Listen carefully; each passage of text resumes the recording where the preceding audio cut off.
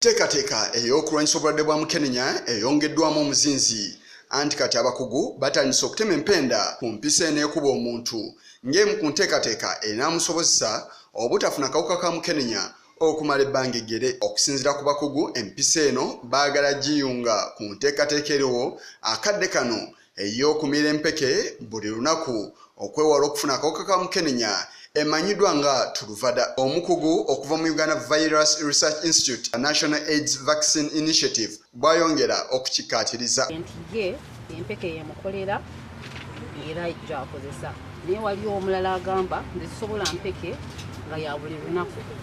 So kati eno empisa ejja muyamba oyo omukyala bw'atyo nga ye tasobola kumira buli lunaku naye ng'asobola okufuna empiso maybe nga mu myezi ng'ebiri oba n'okusukkamu n'amanya nti nze ndi protected oba siri mu katyabagako okufuna akawuka olw'empisa eyo naye nga simize mpeke ya buli lunaku.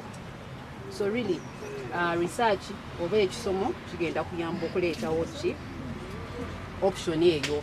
Ebifo ebisoba mu 15 bye biteekeddwawo okukolera wamu okunoonyereza kuno nga wano mu Uganda twafunye ebifo 3 era ng'abakyala beebe okukolerwako okunoonyereza kuno.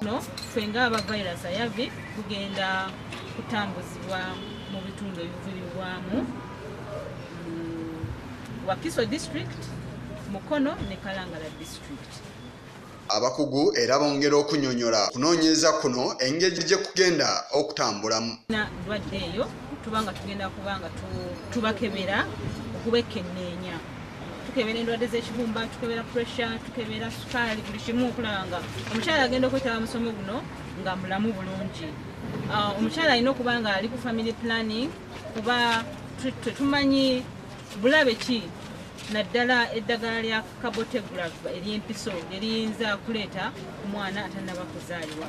Cabotegravir ky'ekika ky'empiso ekitunuuliddwa mu kunoonyereza kuno, wabula nga si gwe mulundi ogusoose ng'okunoonyereza okw'ekikula nga kino kukolebwa. Ekwasooka kwakolebwa ku basajja nga kuno kwa bakazi bokka, era okusinziira ku byava mu kunoonyereza okwasooka kwalaga nga bwe kutaatambula bubi n'akatono. Empisa eno batunuulidde okubeera nga bagikuba omuntu yenna mu bbanga eritunuuliddwa emyezi ng'ebiri oba okusukkawo. Yisa Kigongo ku lwa Channel 44 Oluggulo.